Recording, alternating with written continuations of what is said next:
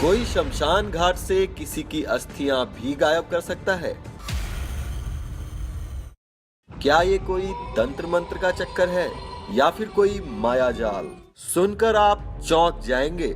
मामला Wazirpur JJ colony शमशान घाट का है, जहां एक सिख परिवार आज रिश्तेदारों के साथ अस्थियां लेने पहुंचा तो पता लगा कि मृतक की अस्थियां तो कोई और ले जा चुका है। शमशान घाट के कर्मचारी और पंडित इस गलती की जिम्मेदारी एक दूसरे के सर डाल रहे हैं। भारत नगर थाना पुलिस मामले की जांच में जुट गई है। गलत हुआ जो भी हुआ है, इनके साथ सख्त कार्रवाई होनी चाहिए।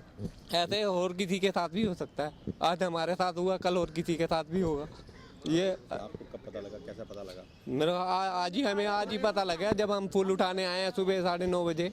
क्या कह रहे हैं ये कह रहे हैं ये सोमवार को इन्होंने उठवा दिए किसी से। कह रहे थे पहले एक जना आया था बिना पर्ची के आया था, वो कह रहा फिर हमने उसको कहा कि पर्ची लेके आए और पर्ची हमारे पास है और दूसरी पर्ची दिखा के उसको फूल दे दिए गए हैं और वो दोपहर को ही ले गया है। बताओ जी।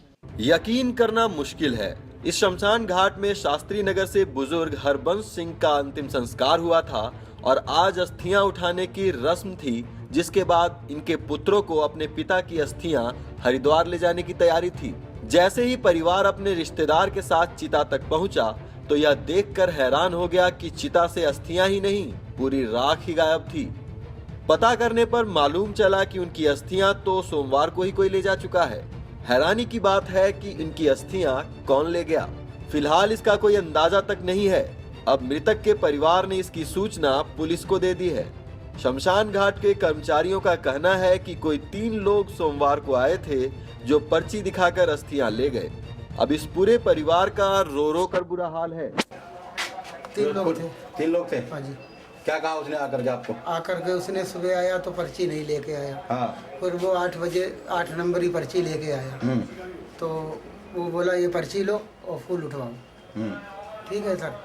वो पर्ची हम तो पढ़ना नहीं जानते, हमने इनको दिखाया वो पर्ची। वो फिर फूल लेके। अच्छा, तुम्हें पढ़ना ही नहीं आता? हमें नहीं पढ़ना आता। तो फिर पर्ची क्यों मांगी तुमने? तो पढ़ना नहीं आता तो? जब पर्ची और देख लेते लोग और साथ में हैं। अच्छा। हाँ। तो उन्होंने पूजा वूजा की थी? 5 फल लेके आए थे। हाँ। और थोड़ा सा मीठा था, एक थैली थी कपड़े की, एक कट्टा था।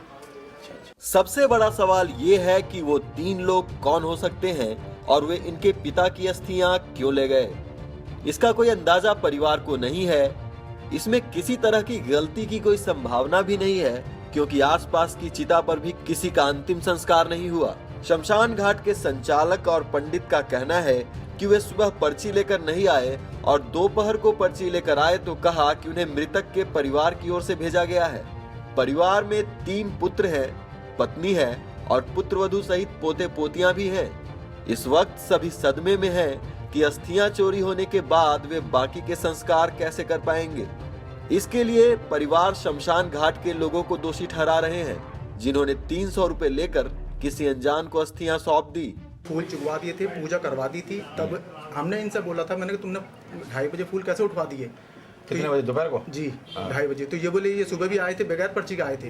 इनको हमने भगा दिया था। अब ये पर्ची लेकर आए, हमें पर्ची दी इन्होंने 300 रुपये दिए हैं। हमें पर्ची से मतलब है, इन्होंने इतना टाइम, मैं उस टाइम बॉडी आई हुई थी, मैंने पर्ची काटी थी। मैं पर्ची काटने के बाद जब मैं पर्ची सही थी वो?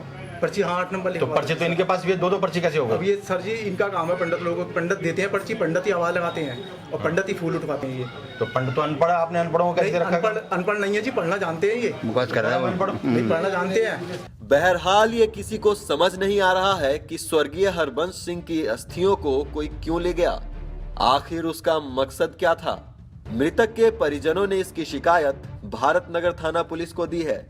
भारत नगर थाना पुलिस शमशान घाट की संचालन समिति से कड़ी पूछताछ तो कर ही रही है, साथ ही बाहर लगे सीसीटीवी कैमरों को भी खंगाल रही है।